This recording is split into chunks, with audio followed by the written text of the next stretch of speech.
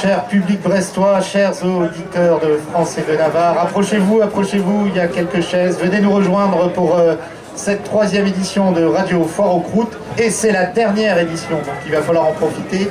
Beaucoup de surprises dans cette émission proposée par l'association L'Autre-Idée et l'association Plage Guérin. Une émission pour parler de la Foire aux Croûtes, de la place Guérin, de ses habitants, d'art et de culture. Nous sommes toujours situés en plein cœur de cette 23e Foire aux Croûtes qui réunit depuis 90 des centaines d'artistes, des visiteurs par milliers et de nombreux bénévoles que nous avons l'honneur d'accueillir sur ce plateau.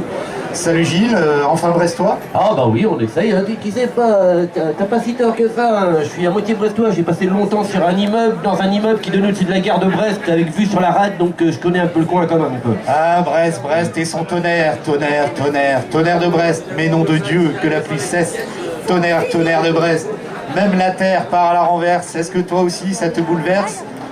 Ah. Il est pas joli mon poème? Ah oui, alors vous avez raison. C'est de la poésie. Alors la place Guérin, cette place qui a donné tant de prix Nobel, tant de prix Goncourt, tant de célébrités mondiales et internationales. Alors je te sens en forme, Nico.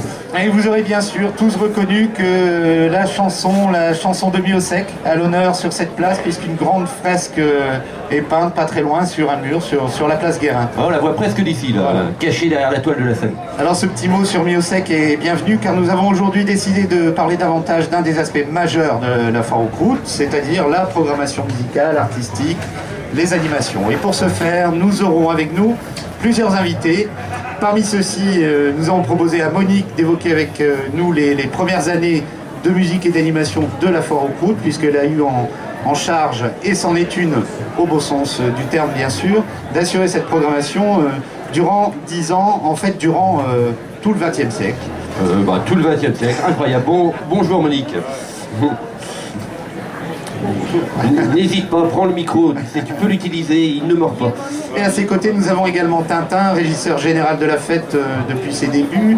C'est lui qui s'occupe de la sonorisation avec, bien sûr, une équipe de techniciens tout à fait sympathique. Alors tu sais que j'ai eu un mal fou à savoir qu'il s'appelait en fait Michel Louboutin, parce que tout le monde l'appelle tellement Tintin que personne ne se souvenait du vrai nom. Et en plus, pour le faire venir, il a presque fallu faire du chantage affectif. Il voulait pas venir causer avec nous.